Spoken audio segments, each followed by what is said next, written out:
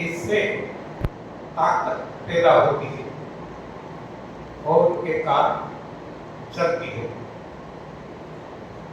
तो वहीं भी हम जो कार जिसके लिए बनाई गई है वो ही डालते हैं, इसके अलावा कुछ नहीं डालते। वहां भी यथासंभव हम पेट्रोल भी कई प्रकार के आते हैं, इसमें भी जो सबसे बढ़िया कार के लिए जो है वो ही डालते हैं। बढ़िया और भी हो सकता है, लेकिन कार के लिए बढ़िया नहीं है तो नहीं डालते। मान लो प्लेन, फ्लाइट, एरोप्लेन, इसका जो पेट्रोल है ये बहुत महंगा है, तो हम हमारी कार में वो नहीं डालते क्योंकि इसके लिए वो नहीं बनी। तो जिसके लिए जो कार बनी है वो कार में हम वही डालते हैं, इसके अलावा कुछ भी नहीं डालते। तभी जाकर वो कार अच्छा परफॉर्मेंस देती है, अच्छी तरह से चलती है। तो इसे भी हम मानव शरीर एक यंत्र है, एक कार के साथ हम कंपेयर कर सकते हैं। तो ये जो यंत्र जिसके लिए भगवान ने बनाया वो ही फ्यूल के लिए हम डालेंगे, वो ही ईंधन डालेंगे, वो ही भोजन डालेंगे, तो ही ये शरीर अपना कार्य सही ढंग से कर सकेगा। So simple to understand. इसमें कोई ऐसी टेढ़ी मेढ़ी बातें नहीं है, कॉम्प्लिकेटेड बातें नहीं है, सरल है। तो हमने देख लिया कि वनस्पति का जो पेड़ है, भगवान ने वनस्पति के लिए भोजन तय किया, वो है हवा और प्रकाश। हवा और प्रकाश से ये वनस्पति देखो कितनी बड़ी बड़ी,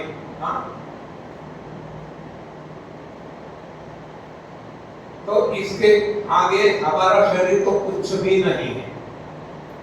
इतने बड़े बड़े पेड़ होते हैं और लंबे समय तक वो अपना कार्य करते रहते हैं, फल देते रहते हैं।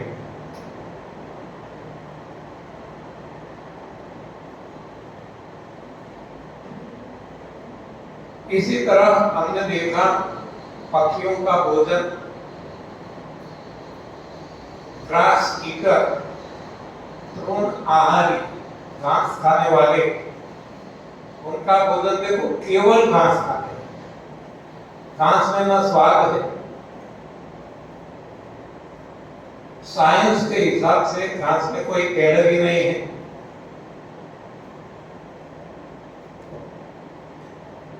और न कैल्शियम है, न प्रोटीन है, न कुछ भी है। और फिर भी हम देखते हैं कि गाय के दूध में वही साइंस कहता है कि किलो कैलोरी है, मक्खन में, घी में। जो इनपुट ही 0 कैलोरी है तो आउटपुट किलो कैलोरी कैसे हो जाता? ये कैसा हमारा मानना है, कैसा हमारा एरिथमेटिक है, गणित है, हम कभी सोचते भी नहीं। कहने वाले साइंटिस्ट तो मान लो वो तो उनको तो बुद्धि ही नहीं। कहने वाले तो दीवाने, लेकिन हम सुनने वाले भी हमने कभी क्यों नहीं सोचा? इनपुट और आउटपुट हमेशा आप देखेंगे कहीं भी इनपुट से कम ही होगा। कोई भी जगह देखो आप, और इसको हम आउटपुट डिवाइडेड बाय इनपुट, इनको एफिशिएंसी कहते हैं, जो हमेशा लेस देन 1 रहता है। वो 0.85 हो सकता है, 0.7 हो सकता है, 0.99 भी हो सकता है, लेकिन कभी 1 नहीं हो सकता। लेकिन यहाँ तो उल्टा है। हाँ, इनपुट 0 के लिए और आउटपुट किलो के लिए। ये कहाँ का न्याय, ये कहाँ का कैसा गणित?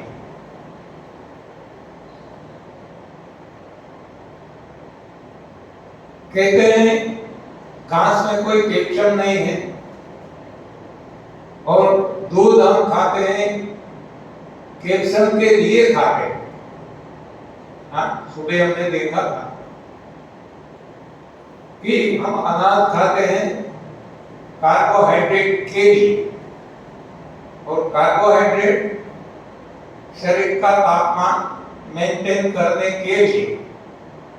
जो हमने देखा कि अन्य प्राणी कोई अनाज नहीं खाते फिर भी उनका तापमान मेंटेन रहता है, मतलब कि साइंस सरासर झूठ है, मान्यता गलत है। उसी तरह हमें पढ़ाया गया है कि दालों में, दाल यानी जिसको हम गुजराती में कठोल कहते हैं और इंग्लिश में पल्सेस कहते हैं, जैसे कि मूंग, मठ, चने, बहुत सारे ऐसे हैं। द्विदल वो हम क्यों खाते हैं? हमें पढ़ाया गया है, हमें स्कूल कॉलेज में सिखाया गया है कि इससे प्रोटीन मिलता। प्रोटीन को जीवन सत्व, जीवन तत्व कहा जाता। तो प्रोटीन खाना जरूरी है, ऐसा वैज्ञानिकों ने बताया, जो स्कूल कॉलेज में हमें पढ़ाया गया, और हमने इसको सही मान लिया और हम खाने लगे। हमने कभी सोचा कि जीवन सत्व, प्रोटीन, ये तो हर किसी को चाहिए, हर कोई जीव को। सारी दुनिया पक्षी के अलावा कोई नहीं खाता, फिर भी जीते हैं, तो उनको प्रोटीन कहां से मिलता है? कभी हमने सोचा नहीं। हाँ, हमने हमारे द्वार बंद कर दिए। सुपर सेंस वाले हम, हमारी कॉमन सेंस भी मारी गई है, मति मारी गई है। वैसे हम खुद को मानते हैं कि हम बहुत पढ़े लिखे हैं, हमने मास्टर डिग्री किया, हमने पीएचडी किया, सब कुछ धूल में। हाँ, सब कुछ गलत हम पढ़े, जो सही नहीं है, जो नुकसान करने वाला, ऐसा हमने पढ़ा, इसको सही मान के हम चलते हैं। तो ये सारी दुनिया में जितने भी, देखो केवल शरीर की मैं बात नहीं करता, जितने भी दुख थे, चाहे वो शारीरिक हो, ऐन्द्रिक हो, मानसिक हो, चैतिक हो, बौद्धिक हो, व्यक्तिगत हो, पारिवारिक हो, सामाजिक हो, वैश्विक हो, कोई भी, सारे दुखों का कारण ये विज्ञान है। ये विज्ञान ने ही विनाश किया है, और आगे आगे कभी भी नहीं जागेंगे तो ये विज्ञान इतना विनाश करेगा, इतना विनाश करेगा कि सोचो ही मत। हाँ, इसलिए हमें जागने की जरूरत है, रिव्यू करने की जरूरत है, रीथिंक करने की जरूरत है।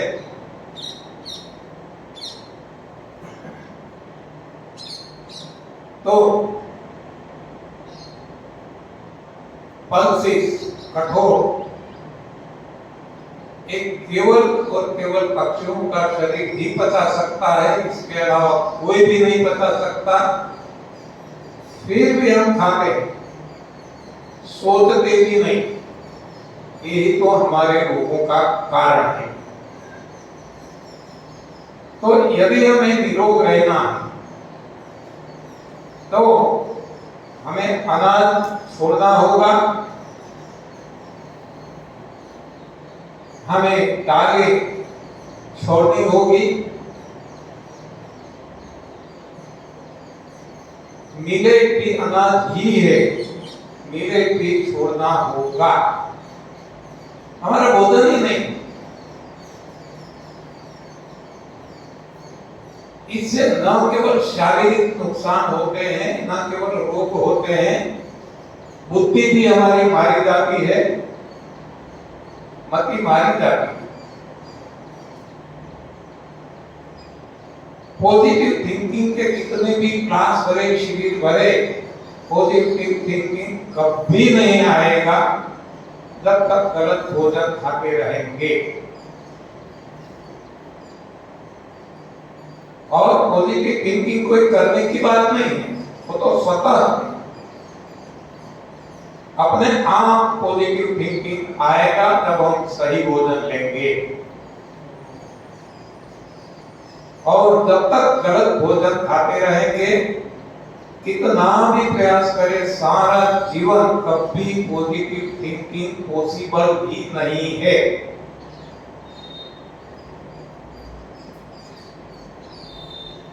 ये हम खुद को धोखा देते हैं पॉजिटिव पॉजिटिव पॉजिटिव करके। हाँ, मुझे कुछ भी नहीं है, मुझे मैं सुखी हूँ, मुझे कोई रोग नहीं है। हाँ, खुद को धोखा देते हैं, ये धोखेबाजी है खुद के साथ।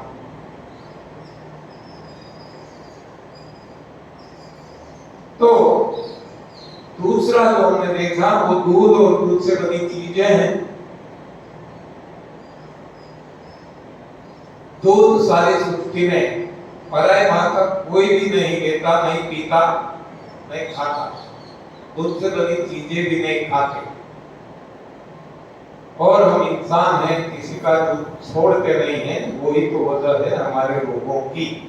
और केवल रोगों की नहीं, मैं बार बार बताता हूँ कि सारे दुखों की, जितने भी दुख है इंसान को सारी सृष्टि में, उसका कारण गलत आहार है। इस हिसाब से आहार पे हमें ज्यादा जोर देना पड़ेगा। सभी ने दिया। आप देखो, महाभारत का वक्त ले लो। भगवान श्री कृष्ण जब दुर्योधन को समझाने के लिए जाता है, दुर्योधन नहीं समझता। भगवान अपने घर मेहमान है, अतिथि है, तो दुर्योधन ने बहुत सारे व्यंजन बनवाए हैं। भगवान वहां नहीं खाते। भगवान को पता है कि यदि मैं दुर्योधन का भोजन खाऊंगा, ये गलत आहार है, तो मेरी मति भी भ्रष्ट हो जाएगी, मैं भी दुर्योधन जैसा हो जाऊंगा। गलत को मैं सही मानने लगूंगा और सही को गलत मानने लगूंगा।